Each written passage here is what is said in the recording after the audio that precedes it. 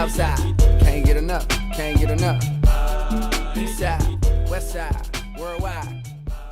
Big day yesterday, Major League Baseball opening day. Redsox opened up at Yankee Stadium. Great game if you got a chance to check it out. CC Sabathia opened up for the Yanks. Lester on the mound for the Red Sox. And the Sox got to CC early. They were able to put together some good at-bats. Bottom of the lineup, turned it over, turned it into some runs. Very impressive performance by rookie Jackie Bradley Jr., who went 0 for 2, 3 walks, very good at-bats. Great at-bats against CC Sabathia, laying off some breaking stuff, hard out of the zone, all over the place.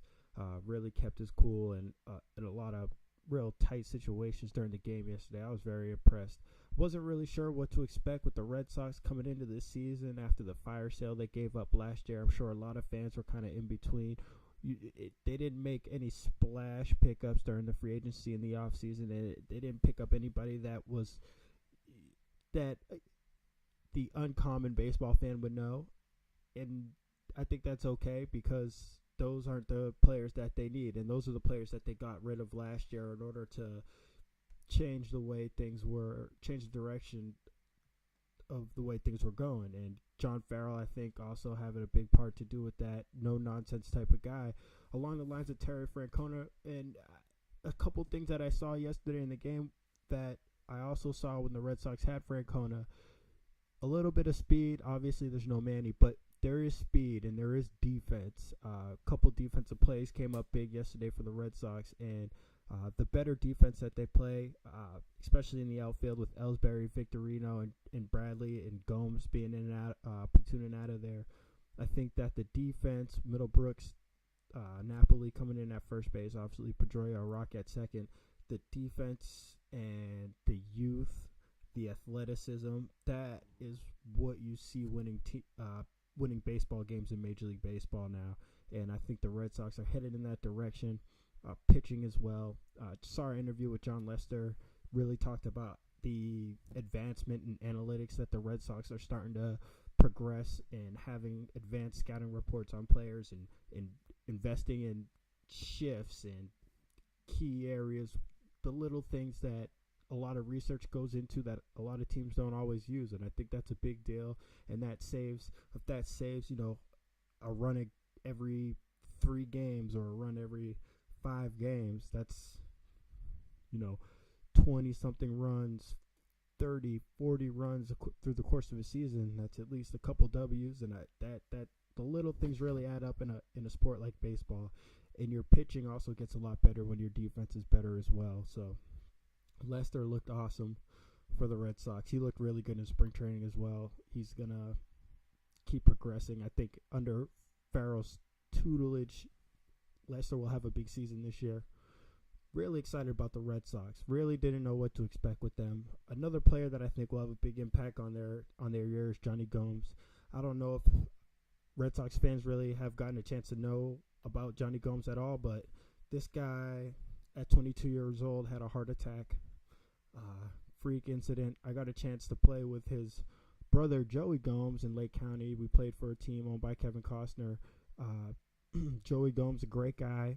Johnny Gomes, also a great guy. Had a heart attack at 22. Battled back, recovered. Excuse me. Recovered, came back, made it to the big leagues again. Hit a home run. Broke out in tears.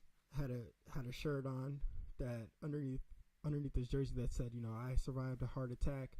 Really great guy. Really inspirational story. If you go on bostonglobe.com, you can read an article written by Amali Benjamin. Check it out. bostonglobe.com. Johnny Gomes, great guy. He'll have a big impact on the Red Sox in terms of clubhouse presence and a veteran presence. He's been on some feisty teams. He'll bring that feisty attitude to the Red Sox. He plays literally with his hair on fire. Every single time he touches the field, he's going all out. Every at-bat, he's giving it everything he's got. He knows what it's like to be on that edge of death. And so he really, and his brother embodied this as well when I got a chance to play with him. Every day, really, you have to embrace like it's your last, and no wasting any moments. And you'll see him bring that attitude to the Red Sox. I think that'll have a big effect. But overall, very impressive opening day. A lot of big things happening. Also, for the Red Sox, good days. Jacoby Ellsbury had 3 hits, pitched in. Victorino, 2 hits. Pedroia in the 3-hole. I really like Pedroia in the 3-hole. And especially Ellsbury, Victorino, Pedroia, those guys are not going to give up easy at-bats. The more that those guys get up to the plate, the better off the Red Sox are going to be. Napoli will have a big year. He went 0 for 5 yesterday, but obviously that's not an easy out each time. And Middlebrooks, Saltamacchia, we'll see what happens with these guys. Iglesias at shortstop, good glove. Hopefully the bat comes around. He had to knock 3 hits yesterday. So, if he picks it up, plays that deep, the Red Sox are looking good this year. The Yankees, however, holy moly. This lineup it's like a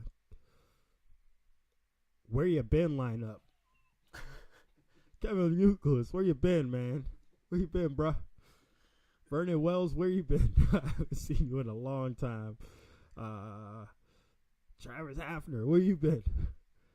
A lot of these guys you used to know. I think I used to play with some of these guys on the 2004 MLB The Show game, but haven't seen these names in a while. Lyle Overbay as well, but I don't know what direction the Yankees are heading in. Obviously, they've been hurt with injuries, but that's not the older. These guys are old, man, and it's not they're hurt, and on top of that, they're old. Old and injuries, they don't go together. They don't go together in football. They don't go together in baseball. They don't go together in basketball. I don't care what sport you're playing.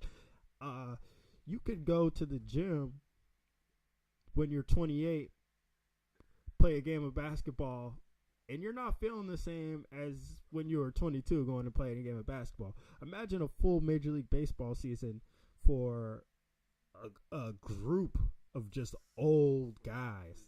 That is old, man. And as much as old, and it's like a wax museum watching these guys play. They have a bunch of wax figures walking around. They might as well just throw all the old statues out in center field. Just throw them onto the field. Just let those guys play, because these guys are broken, man. They are broken, and it's going to be a while before they're fixed. And when you're talking about your best players not being in the lineup, that's trouble. And who knows how long these guys are going to be out for. I won't even talk about A-Rod, because that I could do a whole show on A-Rod and his festivities. But nevertheless, a lot of big stuff going on. Major League Baseball yesterday. Bryce Harper for the Nats opened up 2 bombs. Nationals won 2-0 game. They beat the Marlins in the last go on the hill. If you got a chance to see these highlights, Bryce Harper, very impressive rookie, obviously, with Mike Trout last year. Bryce Harper hit 2 bombs yesterday, both on off-speed pitches. And this kid, man, the progression that he's going through as a player, and you can see it right in front of your eyes. And there's a lot of good, young, exciting players in Major League Baseball right now. If you get a chance to check it out, you'll be excited. Also news on the West Coast, Clayton Kershaw yesterday with a big game, pitched a shutout. Also chipped in with his own bomb solo shot to center field. He struck out his at-bats before that. Said his only goal, his next at-bat, was to make contact, and he did right over the center field fence. So Clayton Kershaw, also a stud, very electrifying pitcher from the left side out on the West Coast. I know that Red Sox fans, and I'm talking to mostly Red Sox fans because it's mostly who I know, but I know I have Mike Torres listening in Texas, and Shep listening out in California, and Ochdog out in Bakersfield. So, but for Boston fans, just step outside of Boston for 1 minute, okay? There's so much good baseball and so many good baseball players out there. If you really do appreciate the game, watch these guys, because they're fun to watch all over. Bryce Harper, Kershaw, and Trout, all these guys. Jackie Bradley Jr. for the Red Sox. They finally have some young talent that's exciting to go with Jacoby and Victorino.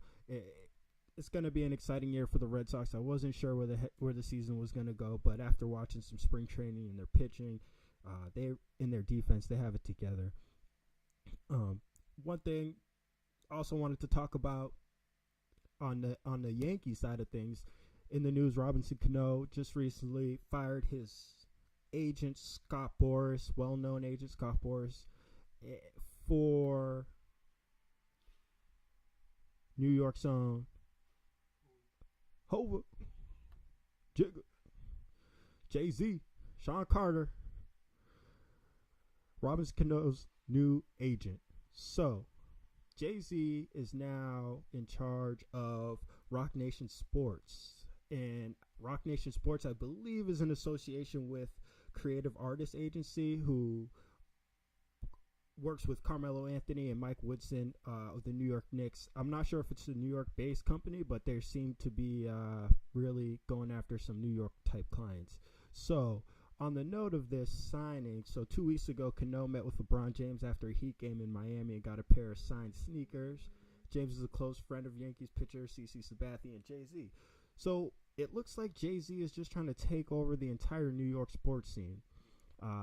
Also, if you didn't know, he's also part owner of the Brooklyn Nets as well. So he has Yankees, he has Nets. LeBron, not yet, but can we think to see? I'm looking at a picture right now, and it has Jay-Z, Robinson Cano, and CC Sabathia. I'm wondering when CC joining and when is LeBron joining Jay-Z's team. This is just getting ridiculous. Not sure how much I would want to leave Scott Boras to join Jay-Z's team, although I'm a big fan of Hova.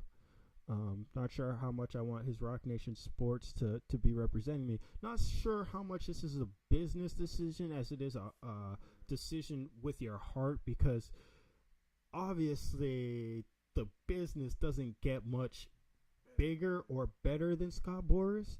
I just can't imagine what Jay-Z's throwing on top of this deal to pull somebody away from Scott Boras. He's going to get you the dollars because he wants his dollars. And I'm sure Jay-Z wants his dollars as well. Is there a way?